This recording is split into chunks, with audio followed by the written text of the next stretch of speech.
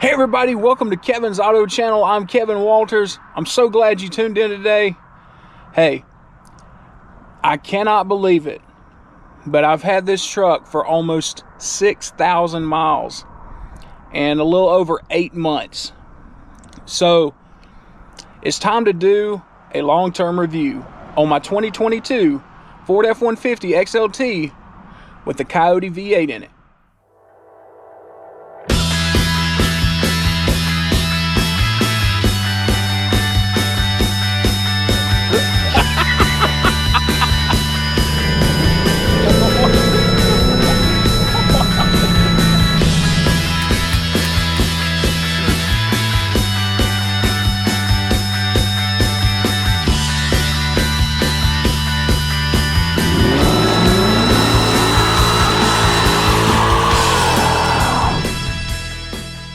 Yeah, guys, it is hard to believe that it's already been 8 months and 6,000 miles. I don't drive as much as I used to, but still 6,000 miles. Just had my first oil change, so everything was good there.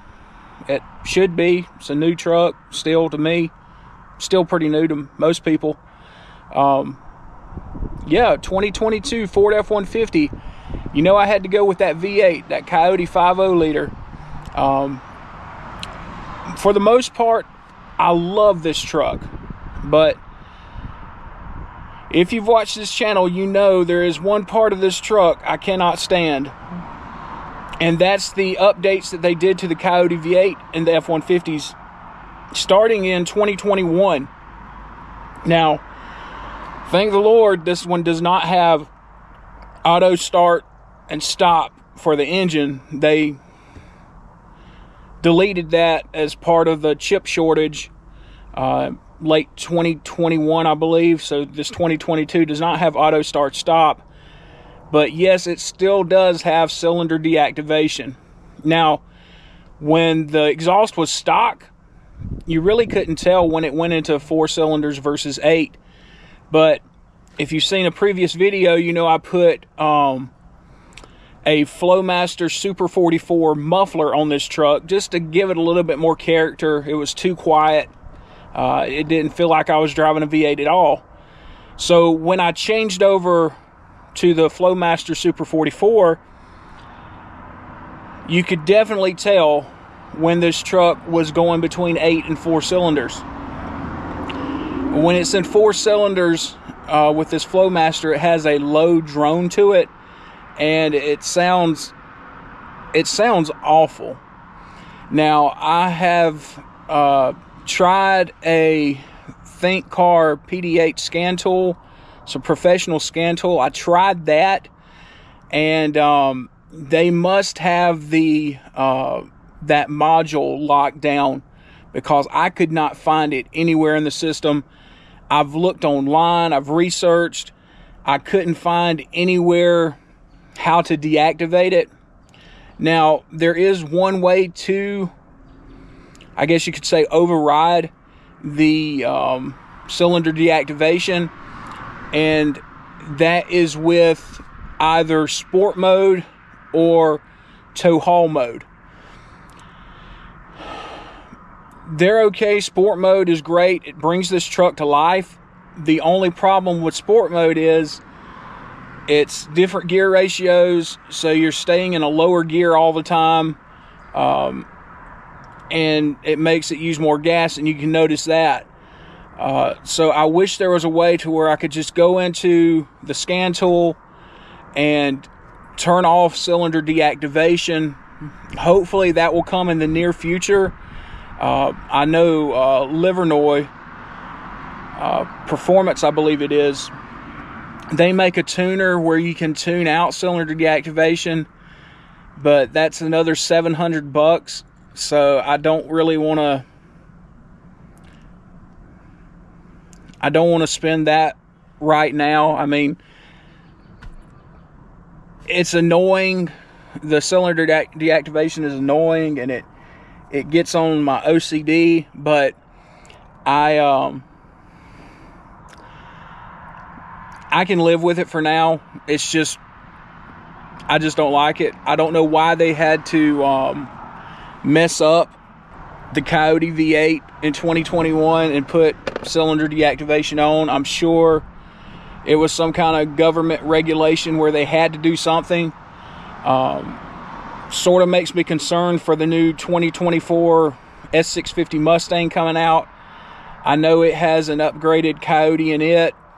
I'm hoping they didn't slip in cylinder deactivation on that. I haven't heard any news on that yet, but that would be a real shame if they did slip in the cylinder deactivation on the new Mustangs. It would totally defeat the purpose.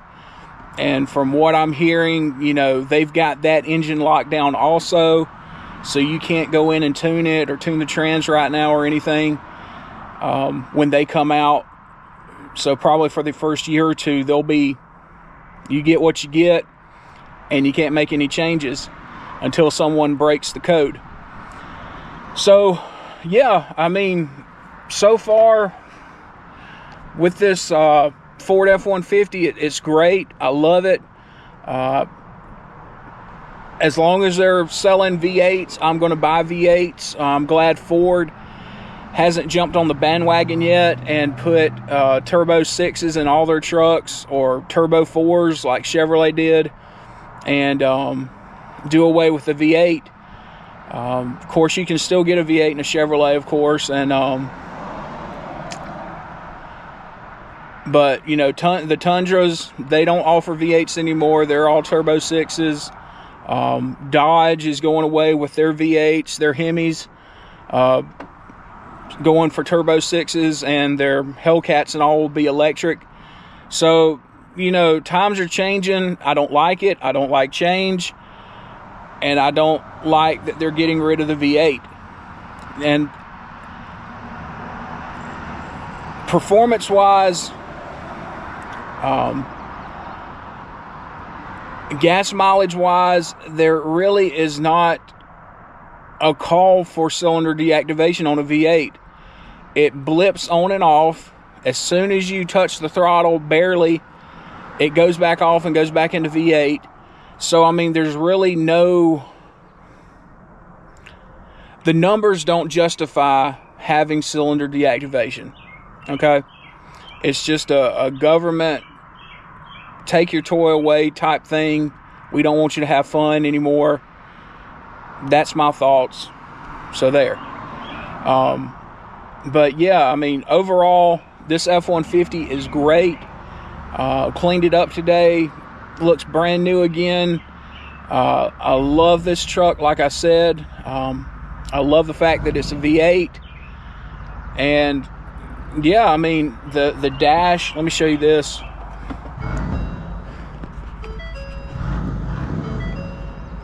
So, you know, you've got a great gauge cluster.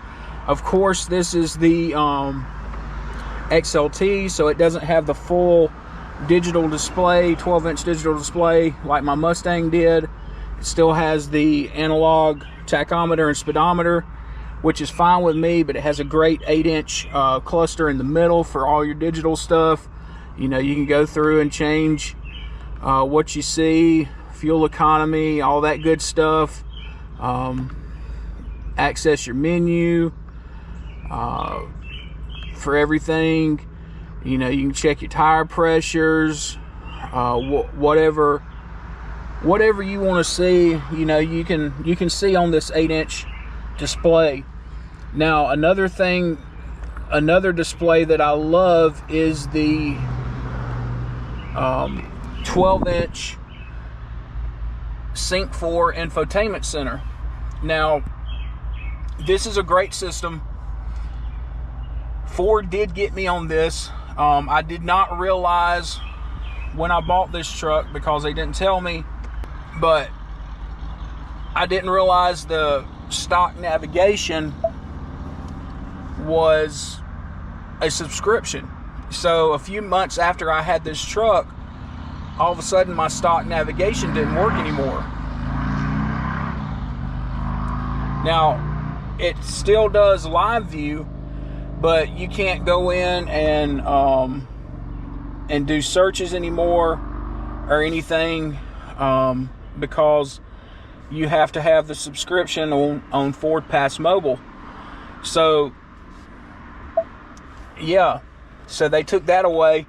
But you know, you still got Google Maps, Apple Maps when you sync that up. So I mean, you still do have navigation in a way, just not, you don't have a backup stock navigation unless you subscribe to it.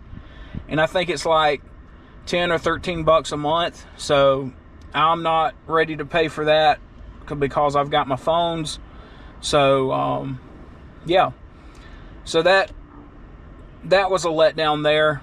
But you know, this truck has, you know, you've got your zone lighting, so you can light up, you know, different zones at night if you need to see or whatever. You know, you got your CarPlay, so you know, there's your navigation system right there. Works off your CarPlay. Hey guys, if you haven't already, please subscribe and like these videos. It helps the channel out a whole lot. It helps us grow.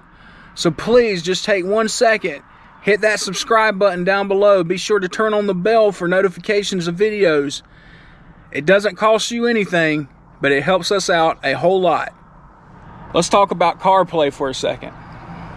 I've had a lot of trouble with Apple CarPlay in this truck. The Sync 4 system is a wireless system, meaning you're not supposed to have to hook up your phone to access CarPlay.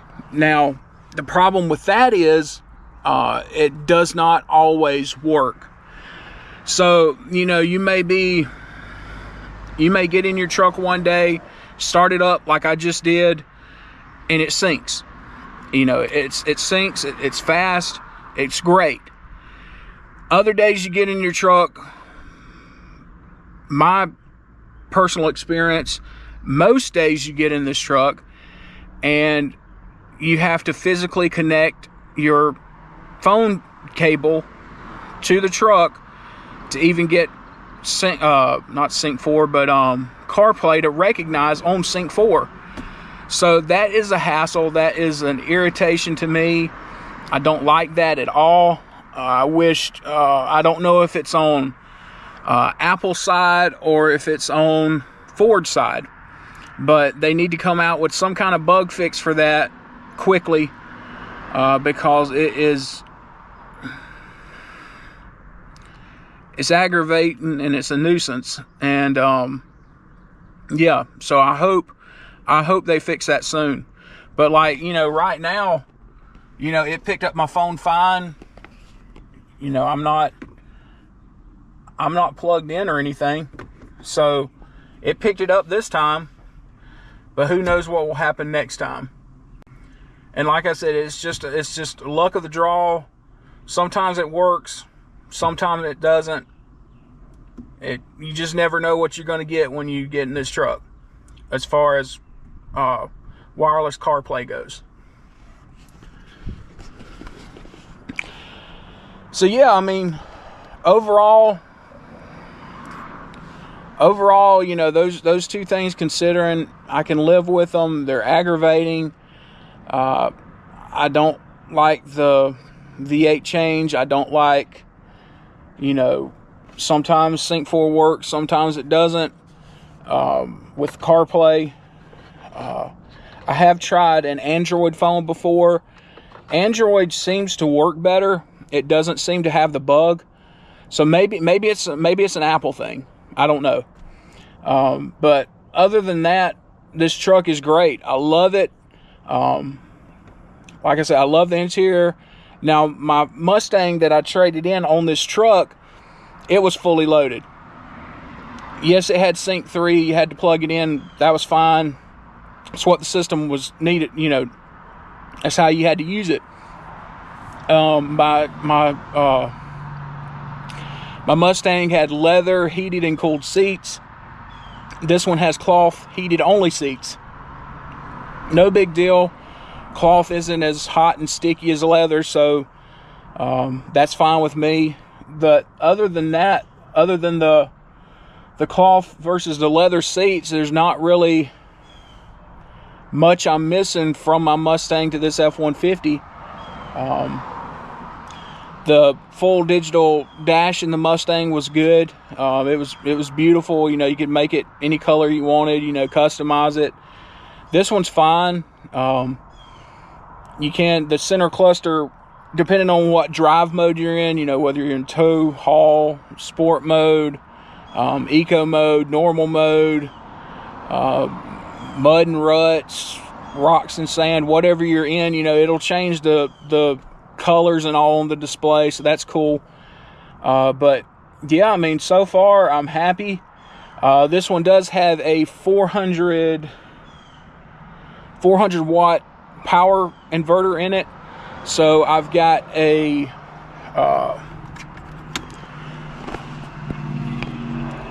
plug in the cab, and I've got a plug in the bed as well, up to 400 watts, decent amount of power. So if you need to charge batteries, or if you're on a job site and need to run some power tools or whatever, it will do the job. Or if you're at the drag strip and you need to use some cooling fans to cool off your car, whatever, yeah, it'll do that. So that's very nice. I like that it's got the 2 ports in the cab and the bed. So yeah, that's great. I'm glad it has that.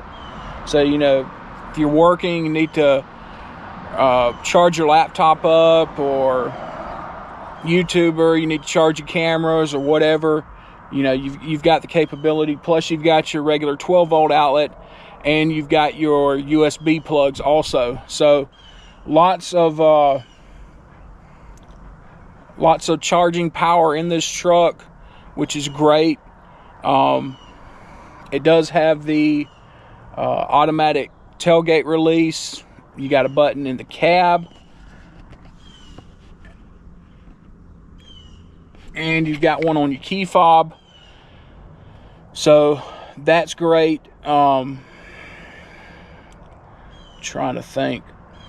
Oh yeah, it does have a neat feature on it. So if you're bad about, I'm not, but if you're bad about, you know, pulling up, parking, and jumping out of your truck real quick, and you forget to put your truck in park, it does have an automatic gear selector that will automatically put your truck in park. So let me show you that real quick.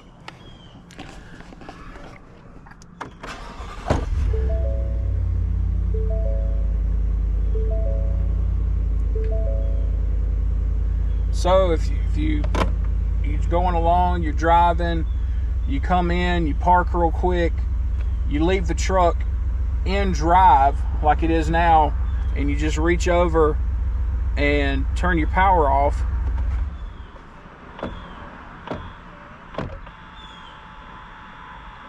Boom. Automatically puts your truck in park for you. So that is a neat safety feature that this truck has. You also have this button right here. You know, now it doesn't work if you're moving, but if you're stopped at a stop sign or something, you need to check on your load in the back or whatever, you can hit this camera button right here, hit it, and boom, you have my tailgate's down, but you'll have a view of your load if you're pulling a trailer. So that's pretty neat also. And if you leave this button on, and as soon as you start moving, it goes away and pulls back up your infotainment center. But as soon as you stop at a stop sign or stoplight, the camera, as soon as the wheels stop, the camera automatically comes back up, and you can essentially, every time you stop, you can have that button on, and it'll pull up the camera, and you can just quickly glance at your load and make sure everything's still on your trailer. You may be asking about gas mileage. Gas mileage is pretty good in this truck. Of course, you know, like I said, I changed out my muffler. That didn't really affect the gas mileage at all, so that was good. Just a sound modification. But I'm averaging probably, I do a lot of city driving, so between 16.5 and 17 miles per gallon. which is not that bad at all. And my point with the EPA regulations, if you look at a new Toyota Tundra with the turbo V6, you're looking at 17, 18 in the city. So turbo V6 versus V8, there's not really that much difference as far as saving the environment and climate change and all that stuff, as far as saving gas, because they get about the same gas mileage, and this truck probably on highway would probably outdo the Tundra, because if you're doing a lot of highway driving, this truck gets pretty good gas mileage. My Silverado did the same thing. My Mustang did the same thing. All of those were V8s. So a V8 loves highway driving. It gets really good gas mileage on the highway. But, you know, I love my Mustang. It was a great car, fun car to drive, really fun car to drive. This truck has a whole lot more room in it. You can do more with it. Not saying if I could afford it, I would have both a truck and a Mustang, but I can only have one right now. So I chose to trade in the Mustang on this F-150, and so far it's a great truck. I love it. You know, it's got plenty of room, the front and the back. You got plenty of leg room in the back, so you can stretch out. So yeah, overall 5,000 or 6,000 mile long-term review. Great truck. I would definitely recommend it.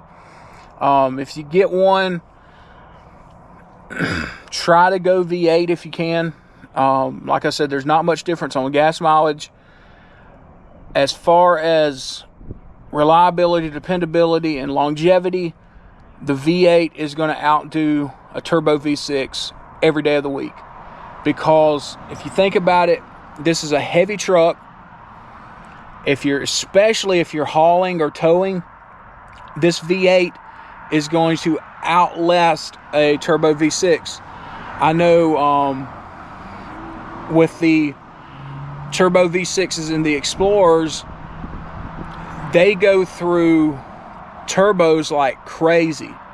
And they're, you know, you take that into the dealership, you're looking $7,000 to get a new turbo for that Explorer.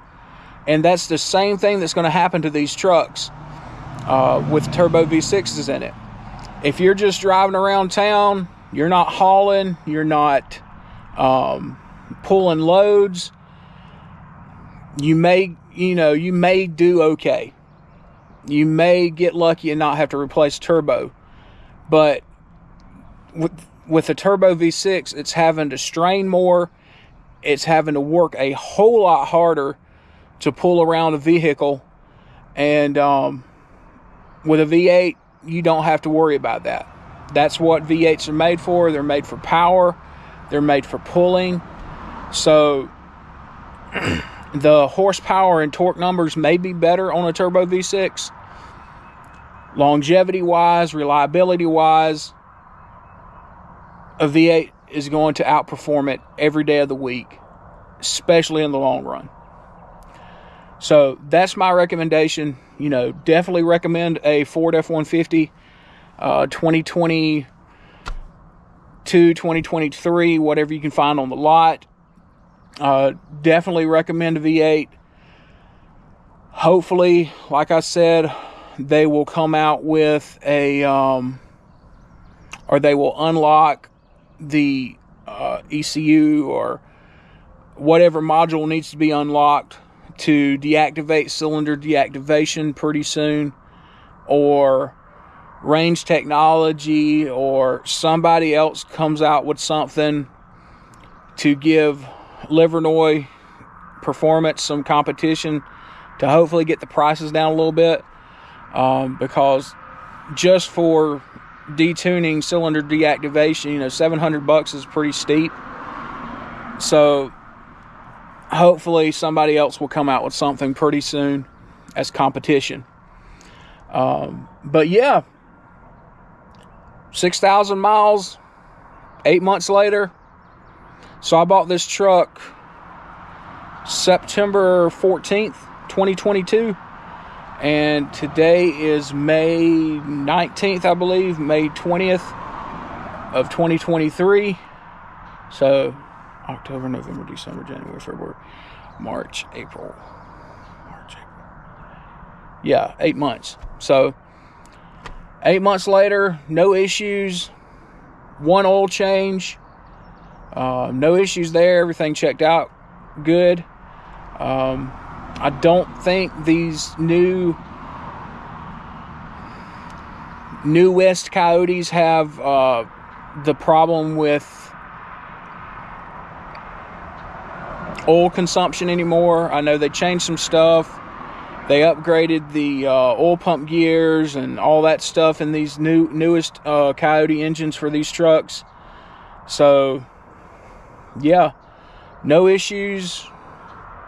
Great truck. Highly recommend it. So if you haven't already, please subscribe to Kevin's Auto channel. Please like this video. Leave a comment down below. Tell me what you think. Are you Team Ford, Team Chevy? And as always, I hope you have a great day.